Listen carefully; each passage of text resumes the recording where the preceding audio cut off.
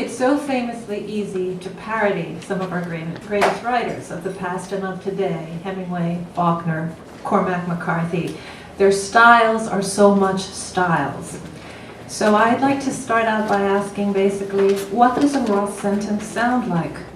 What carries over from book to very different book? And please note, I'm being very careful to speak of Roth's voice, not style. And in explanation of that, I'd like to really start us off with a quote from the great writer E.I. Lonoff, who is describing the qualities he admired most in the 4 published short stories, which is all that he had published so far, of the 23-year-old Nathan Zuckerman. And this is a short quote from The Ghostwriter, the book that first introduced us to Zuckerman in 1979. Zuckerman has the most compelling voice I've encountered in years. I don't mean style, he says, raising a finger to make the distinction. I mean voice, something that begins at around the back of the knees and reaches well above the head. So I'd like to start out by asking you both as writers, what is there about this voice that is so compelling? Nathan. You want me to start? Yeah, why not? I can start. There's Philip. This is not my first time on stage talking about Philip Roth in front of Philip Roth, and I always look down to make sure. I know since I'm not in my underwear that it's not a recurring anxiety dream. That's basically that I'm only half sure that this keeps happening. Anyway, I guess, yeah, I have read Philip's books again and again, and I'm caught up to Nemesis, and the point, I guess this is going to be sort of a Zen answer. I'm answering it as a working fiction writer, and I see working fiction writer friends here in the room, and I guess the point is, the things that become voice, 50 years later, 100 years later, these things that are just, it's, Dostoevsky is Dostoevsky writing. I mean, the point is I can't even tell you what speaks to me about the books, and I need a whiteboard for this or a PowerPoint or something, but I'm obsessed with this idea that when a work of fiction is functioning, there's the writer, and then there's the narrator, and then there's the written page, and then there's the reader reading it, and I feel like that space disappears when you're reading a functioning piece of fiction. It is a conversation. It is as if the writer has written it for you, and they have. He or she has. That's the point. And the more I get to know Philip, the more it amazes me, and this is what I would talk about with voices. It is the trick of it, and the existential torture of it, and the crisis of it, and the challenge of it is all just simply telling a story. It is him speaking, and that's it. Each of those books, it's not, we're staying away from style, it's just him telling the story in the voice that it needs to be told, which is Philip's voice. So I can't even tell you that to me, that is the idea of his output and the number of books, and, the changing back, and we can talk about, this trilogy here, and this style here, or, the way he crosses through time, but to me, it is overcoming on a daily basis that fear just to tell story as you hear it in your head. I mean, that's his voice to me. Jesus. All right? That was good. I guess I'll speak as, despite the enormous loss to the world of fiction, I stopped writing it some years ago. So I'll speak just as the 17-year-old kid who encountered Portnoy 42 years ago. It's such a lavish voice. There's such deliciousness to it, and it's been resonating inside my head ever since.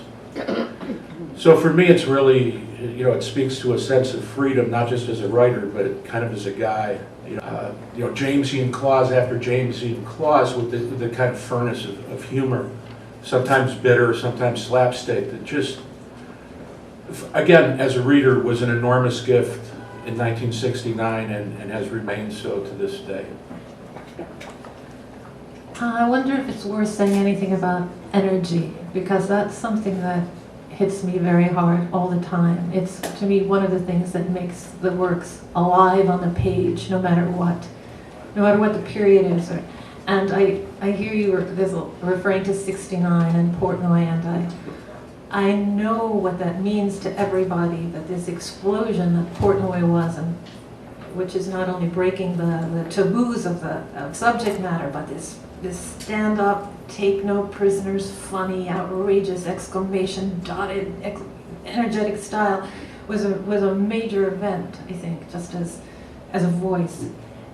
But the book I fell in love with was 10 years later. It was The Ghostwriter. And what astonishes me when I try and kind of collate those things is the fact that 10 years or so later, the voice, the rhythm slows down in a way. Everything, James comes back, as we know. Nathan Zuckerman is actually standing on top of a book by Henry James to try and listen through the ceiling in The Ghostwriter. He uses Henry James to stand on, but what astonishes me is that there's much more, I don't know, lyrical style, if you will, Clearwater style, never loses that energy. It's as though once the jack-in-the-box is up and that energy has sprung, it never goes back again. Even through all the years of the long sentences and the changes in style, and that I recognize that energy. And if you're lucky enough to know Philip Roth a little bit, you recognize the energy in the person, but surely there are a lot of energetic people around, and it doesn't get into the prose in this way. So that I think sometimes that if it were music, it would be music you wanted to dance to, because it's got something kinetic in it that connects with the body almost all the time, and that makes you want to move. Anybody want to talk about energy, or are we done here? It's awfully spot on and eloquent. But it also, then I go another 10 years or so in Sabbath's theater. I mean, I just think it's partly a matter of mastery, which I know, from working at writing, is simply a matter of putting sentence after sentence after sentence. And at some point, I'm pushing 60, and I'm kind of too old to have heroes in the sense of a sport, an athlete or whatever. But when you think about the level of effort involved, and yet the seeming effortlessness of it, it's astonishing to just look at the body of work and to realize that the control that's implicit in that voice and its ability to not just change over time, but to enrich itself. It's just beyond belief. It's kind of the best kind of hero to have, which is to recognize this is someone working at the top of his game relentlessly, with absolutely no. You talk about the fear. There's an absolute fearlessness to that voice in book. I mean, I had gone back to we had talked about the great American novel, right, and which is one of my favorites, and I think one of the lesser known works. And the wordsmith, the narrator, in one of the great cases of logorrhea in American literature, but it's fucking brilliant. I mean, it's someone operating at such a high level and sustaining it for so long. It's just, and then looking at Nemesis or looking at some of the later books, you just go that I think Exit Ghost. It seemed to me like calligraphy, like someone had put the pen to the page and not lifted it again until the last sentence. Thanks.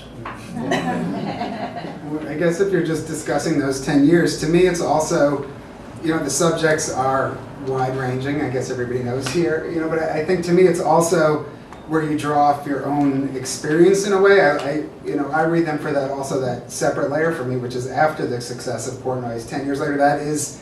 It's a survival guide for the writer, to me, also, Ghostwriter. I mean, there's the archetypal, there's the young writer, there's the legend hanging out to be a legend, and then there's Anne Frank, I mean, and I really feel like you can study that book, and I feel like that was after, to me, I can see that personal line of having lived through that. Everything is, it's a great blessing to have that kind of Portnoy success, and it comes with its own challenges for a writer. One needs to continue to live the writing life. And Ghostwriter, for me, part of that slowing down and that exhalation is really, I really think it's a gift to young writers to read that book and know how to live. I just wanted to say one more thing before we move on, and that's, I think we tend to, and I think I set this up so that we would talk about the clarity, the flow, the style, the energy, but there are often, and in Sabbath Theater you mentioned American Pastoral, a lot of books, sentences that just stop you dead with their just gorgeousness. But the gorgeousness is unlike, to me, a lot of other people's gorgeousness, in that it always has a prosaic kick. It never lets you take the gorgeousness too seriously. And in my serious role as moderator, I made a list of sentences, but I just would like to read one. Okay. We have to tell you what page they're from? Nah. This one is from Sabbath. Because I studied. This is my favorite Sabbath sentence, where Sabbath is imagining abolishing death, turning life back like a clock in the fall. That's a setup for it. Just taking it down off the wall and winding it back until you're dead all appear like standard time. I think we just with that sentence, I think we could be here tonight. Thank you. Any more sentence thoughts? Oh, I have sentence thoughts. Yeah. Well, I guess the sentences change. I mean, I'm finally old enough to revisit books now that I'm 41. You get to revisit things. But so, I mean, I think about that tonight. Actually, it's not. I've spoken about. But one of the first readings I saw was I had to go to New Jersey for it. I had to go to his home state. But I guess I was 20. I must have been a senior. But this will be my second time hearing you read from Patrimony. But it was 20 years ago, I guess, half my life ago. But a book that I read more than half my life ago that I just revisited because it was the 50th anniversary of Goodbye Columbus, which is still just a magnificent collection. And the strange thing, I was asked to write a piece on it, which luckily it was one was in Hebrew and Italian. I got to send them to Philip, and he just got to see that it was a nice picture, and there was didn't get to get mad at me. Anyway, but one thing, it was really strange for me to see how stories that I loved and the things that I remembered as important as a teenager, how that shifted. If you want to talk about like side characters, because conversion of the Jews was just, I mean, so wildly important to me in high school. That kind of where you recognize that there is hypocrisy in community and religion and community. Again, it's a fantastic story, but I just remember Ozzy so well, and I remember that story, and it was so strange to reread it again. And that old Blotnick, the janitor who has no lines, he's 72 or 73 in the book, but he comes out and it's Ozzy says it about Blotnick, but he says Ozzy suspected he had remembered all the prayers and forgotten about God. And to me, just that line, I was like, I am a different person. I'm a grown-up man now, and even the state that America's in, I just felt like that is what America is now. Like, just everybody's remembered their prayers and forgotten about God. It just really, truly summed up the state of organized religion in this world to me. And it was really strange for me, this old man literally standing in the shadows in the stories. But for him to step out, I recognized, the stories stayed the same, but I and the world have changed. I'm glad you mentioned America. That's where we're moving on to, okay? The idea of America and the subject of being American goes very deep and a long way back in Roth's work. Even Portnoy, with his maybe, to me, two famous shiksas, said that what he really wanted was to stick it up their backgrounds. As he says, as though my manifest destiny was to seduce a girl from each of the 48 states. And he didn't care about Alaska or Hawaii. We were actually talking a little about Proust coming here, and there's actually a moment in Swan's Way where Marcel goes through something very like what Portnoy does when he sees a girl in a landscape outside a train, and wants to get off the train for much the same reason that Portnoy does, except being Marcel, he doesn't get off the train. But what he wants to experience is the intimate savor of the land from which she had sprung. So anyway, Roth lived in London for a great part of the year for 11 years. It's an important time. It gave us important books. Yet he needed to come back because, as he said in an interview, he felt deprived of my own language. What he actually said was, I could as well have been living in Latvia. My language is American English. After he comes back, we get Patrimony and then Sabbath Theater and the great efflorescence of what you might call capital A American novels. So here's the question. I was looking up dates of the books the other day on the internet just to get everything in proper order, and the first site that came up was biblio.com, and it told me the first words were that Roth is a, quote, Jewish American novelist. And that did not make me very happy. We've heard forever how Roth is a great Jewish writer. What I'd like to hear from you is, what do you have to say about Roth as an American writer, and do these things have anything to do with each other?